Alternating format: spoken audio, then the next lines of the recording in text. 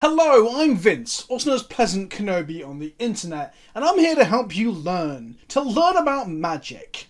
Today's lesson in EDH 101 will be on magic slang, magic vernacular, magic colloquialisms, because I like to say the same thing 3 times to reiterate what I'm saying, but also to sound big and clever for using clever words. Now, these are going to be EDH specific, they're not going to be magic in general. So, for example, I won't be talking about where the word Tron comes from, the slang Tron. Just so we don't leave this in the air, the word Tron comes from the deck Tron in Modern. It means that someone is a monster who can only count to 3. It means that they find enjoyment in beating little Timmy at F&M, who's brought his first vampire deck, and you're there casting 7 mana planeswalkers every single turn. Fuck Tron, am I right? Before we get started though, this video and all episodes of this incredibly helpful and not at all sarcastic video series of EDH 101 is brought to you by Skillshare. They reached out to me to help me educate hobby gamers around the world on key areas within Magic, and they had no idea what they were getting themselves in for.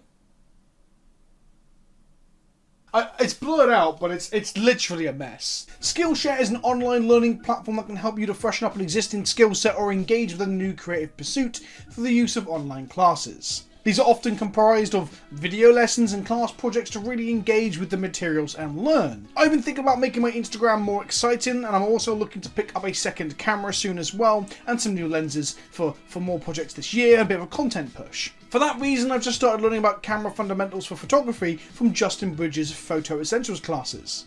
But even if you aren't into photography, there is a huge variety of classes available, ranging from creative writing to marketing and web development. And the best bit is that the monthly subscription costs less than a collector booster each month, and even better than that, first 1,000 people to click the link in the description below gets a free trial to Skillshare. It's a free trial to premium membership so you can explore your own creativity, so what are you waiting for? Link in the description below.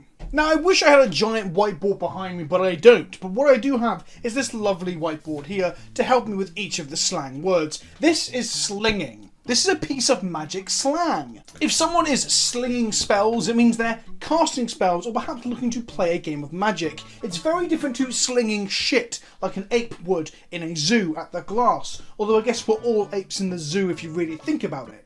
But that's a whole different kettle of fish. Kettle of fish is not a magic term. I guess it's a British thing. I don't know why you'd cook fish in the kettle. Maybe they're just stored in the kettle. Maybe you aren't cooking the fish in the kettle. Tell me in the comment section below, do you have the term kettle of fish in your country?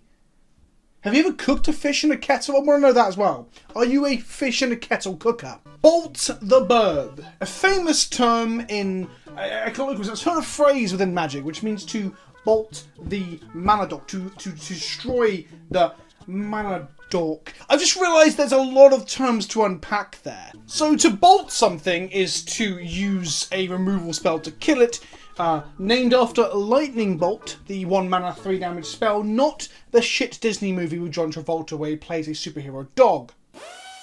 You could also plough my mother or push my badger in. These are other terms that are common in Magic. Mana Dork is a creature that once unsummoning sick, or even when summoning sick sometimes, creates mana. So famously this is Birds of Paradise, is where the Bolt the Bird term comes from, but there's also Llanowar Elves, Elvish Mystic, Noble Hierarch, and of course a Lotus Cobra. Lotus Cobra is definitely a Mana Dork. If you don't think it is, you are wrong. And people will Magic players love to argue. That's an axiom that will never not ring true. Lotus Cobra's a Mana Dork.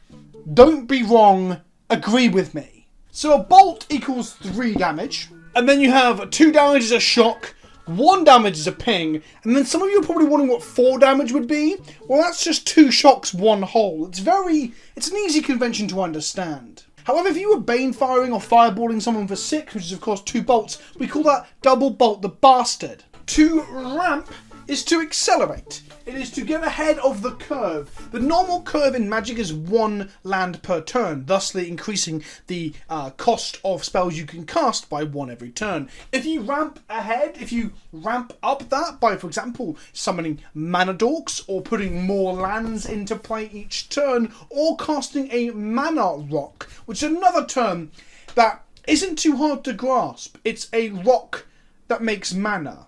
If you just think of artifacts being rocks, that's a mana rock. So ramping is getting ahead of that. This is like Birds of Paradise, mana rocks like Soul Ring, of course, and then things like Farseek and Rampant Growth. Rampant Growth itself has the word ramp in it, and I've just realised this isn't in the script. Is that where the term ramp comes from? Is it half... Wow. Huh. A scoop in real life would be a scoop of ice cream, mayonnaise, or something else equally as high in protein. To scoop it in Magic is to give up, to cry like a little bitch and concede. Spicy when describing a card, a line of play, or a deck, it basically just says that this thing is mildly interesting. Borderline not any more interesting than a normal card, deck, or line of play. But because you called it spicy, you're now drawing attention to the fact that you want everyone else to think it's slightly better or more bizarre or interesting, when in fact it just fucking isn't. A singular copy of Fatal Push in your Legacy sideboard is not a spicy one-of, Trevor. Shenanigans means literally anything. If you are playing with somebody who uses this word regularly, you should leave that playgroup and never speak to them again. The term strictly better, or strictly better in English, this is a term used to describe something when comparing it to another, usually card for card. And what it means is that one card might be marginally better in some circumstances. Net decking is the Magic the Gathering equivalent of a soccer mother who thinks she knows more about vaccines than her local doctor. It refers to the use of the internet and the wider Magic the Gathering community and the opinions of pros, content creators, and people who play a lot more Magic than you normally do to inform your deck building decisions. However, it will be used as a derogatory term. Your deck will be called just a net deck. You will be called a net decker, both of these things being literal insults. It all hinges on the idea that if you are to build your own deck, you are a special and unique snowflake, and you will be able to figure things out on your own, way better than what the general consensus of the internet might figure out over time with, hundreds or thousands of people inputting information and data.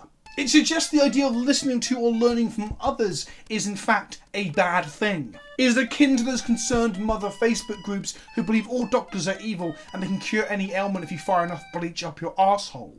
Conversely, we have homebrew, the concept of making your own deck from scratch, of brewing it up like a nice craft beer. The idea that you are a genius for coming up with this. You are a bona fide artist who deserves to have their genitals sucked upon at all times by everyone else around them, because they're just that great. Honestly, all stark sarcasm and jokes aside, the anti-net deck crowd are akin to anti-vaxxers. It's like focused community stupidity and this idea that you are better than other people on the internet or other people who might have more expertise than you. It's believing in your own bullshit, I guess. Liking the taste of your own sample. Not that that's a bad thing in the actual sense of the word, but I'm going to use it anyway. Then we have chumping, which outside of Magic, I've run out of space. Outside of Magic, that might sound kind of dirty or rude, but chumping is when you stick a smallest creature in front of a larger creature. There's nothing dirty about it. You're just blocking a 20/20 with a 1/1, for example. Beyond chumping, we have trading, not to be confused with the idea of trading Magic cards, for example, or trading inside secrets so that you can play MTG Finance a little bit better on your Facebook group that you pay for, but more so putting two 3/3, like a 3/3 in front of a 3/3 so they trade off and kill each other. Swinging with a larger creature, knowing full well that the opponent will chump block, and then getting some small amount of sexual gratification out of that, that's called a crush fetish. Jank are cards, combos, deck archetypes, synergies that are considered quite crap. These are things that aren't competitively viable, which is easy for me to say. They aren't competitively viable. These are things that are looked down upon by the net deckers, if you will. But in reality, jank has a special place in all our hearts, because winning with jank, or playing something janky and it going off, it speaks to an earlier part of Magic, right? When you didn't have an unlimited resource of information to help yourself in a competitive space. It's finding your own way, doing your own thing. It's probably where some of the animosity toward net decking comes from. Jank is a healthy way of fighting through that frustration. It's also only one letter off from wank, which means to masturbate. Crack refers to cardboard crack, the addiction of needing to acquire more game pieces. which we all will have that problem at some point, but more so sacking something, tapping and sacking often, or sacking to activate an ability. For example, you will crack a fetch land to go and get a land out of your deck. That's not to be confused with meaningfully reprinting fetch lands. It's a whole different thing that Wizards of the Coast is out of its way not to do. To durdle is to take game actions that progress the board state somewhat. They change things. Things are happening, but they're such minute changes. It's like watching a plant grow in real time. You can't really see what's happening. Durdling is even better. It's even got more marks available, if you will, from Big Daddy Teacher Kenobi, if at least one person at the table is really pissed off by you just durdling around. It's what it sounds like. It's very similar to turtling, but turtling is a defensive thing. Durdling is a nothing thing. You're just not doing anything. You're just tapping artifacts and drawing cards and untapping things, and it's wonderful. And I think more people should celebrate the durdle. Then we have hate bears. Hate Bear is a small creature, often a 2/2, that has some sort of effect on the game, a rules-altering effect. Now, what will happen in Commander is that this effect will be forgotten for at least 3 people's turns until it gets back around to the player who played them. At that point, they will ask the other players, how did you cast that Fractured Identity if it cost 1 more mana because of Thalia? Everyone will realise this, and then you'll all have to argue and get confused, and it'll take a bit of time to rewind the game so everyone actually had to play around the Thalia, or you'll just ignore it. Then we have the term Fizzle, which doesn't actually exist in Magic, as any judge is like compelled to tell you if you use it in front of them. Fizzle, what Fizzle really means is it's countered upon resolution or does not resolve. So for example, you go to Doomblade a creature and they give it protection from black, the Doomblade fizzles. So if you sit in front of a judge, they will get a nervous twitch until they can expel the word vomit of Fizzle doesn't actually exist in Magic. Then we have one of everyone's favourites, Flample. Now Flample, which should have a line in that E, but look, I'm not an English teacher, I'm an EDH teacher. Flample is the combination of trample and flying. It's 2 keywords put together. It will usually be found on a green-blue mythic with alongside 2 other keywords and 15 other lines of text. See also Deathwalk and Frigilance, both portmanteaus of 2 other keywords. Most importantly though, these aren't as popular as Flample, because Flample sounds like something you could do with the lips of a vagina, where you couldn't do that with these. To flange is to attack without actually doing any combat math or thinking it through. It's normally done at 1 AM in the morning or just before the store closes because you're trying to get this game finished and you don't give a fuck who wins. Super Friends refers to one of 2 things. It refers to either someone's first very expensive deck in your playgroup as the arms race begins and your friend is buying every single mythic planeswalker they can off eBay, or 2, it's that one of your friends wants to have a deck that is just a collection of all the worst design mistakes in Wizards of the Coast history. Next we will have Group Hug or Group Slug. Group Hug is an archetype where someone at the table is trying to give every other player some resources to play with, whether it be mana or cards, and for some reason that will upset one person at the table far more than the others. The salt will flow and no one really knows why. It's kind of like witchcraft. Group Slug, on the other hand, pretends to be Group Hug by giving you all resources, but punishes you with painful spells like, I don't know, something that zaps you when you draw cards. That red black enchantment for 4 mana, that one. But the key difference between Group Slug and Group Hug, other than the pain thing, is that the Group Slug player has to always tell the table that they're playing Group Hug, regardless of whether a question has been asked that would warrant that response. For example, you're playing and you ask Trevor, we're ordering pizza, like, what do you want? Trevor responds with, I'd have to look at the menu, but did you know I'm playing Group Hug? And then we come to Rule 0, an excuse used to dismantle and dissuade any conversation about changes in the format. On the topic of community discussion, gatekeeping, a term used to describe you not liking something. So what will happen is you'll say innocently on Twitter, not a big fan of Sriracha. For the record I am, this is just an example. Not a big fan of Sriracha. And someone will reply with, wow, gatekeeping hot sauces are we? Well I never. Then we have gas, one of the 4 fundamental states of matter, when you draw a card that's useful, or the smell of Trevor's ass. Then we have punt, which is basically a mistake in Magic. When you make a misplay or an error of judgment, or you shoot for the wrong thing, you crack for the wrong land, that sort of thing. If you're me, this is about 70% of your play. If you're Twitch chat, you'll believe this is everything the streamer is doing. Literally everything. A sneap is a snap keep. It is a sudden decision to keep a hand because the hand looks really good. Sometimes it's a mistake. Sometimes you sneak when you look at a turn later and you're like, oh fuck, didn't realize none of these lands make green mana. To bounce is the act of engaging on my boy's crystal shard for hours. Next up we have Come. Who the fuck is submitting these? Come is the funniest answer to about 40% of all Quipplashes. Next up, a very common piece of Magic vernacular is broken, which basically means a card is okay, or maybe it's even marginally good.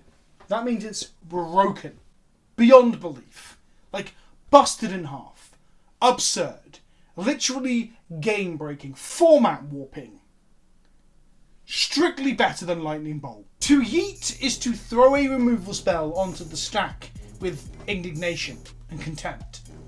None of this politeness anymore. Just like, fuck off. To whiff, I don't know why I stopped doing capitals now. To whiff is to fail. If you whiff a combo, you failed. If you whiff a draw, you didn't draw what you needed. Similar to brick. Although brick might also describe you coming back from the bathroom and finding that your opponents, your play group, have replaced every card in your deck with every sleeve with a piece of construction material because they think that sort of thing is funny. Practical jokers. Lads, lads, lads, am I right? Rhyming with whiff is Jif, a UK brand of lemon juice. Also rhyming with Jif is Yif.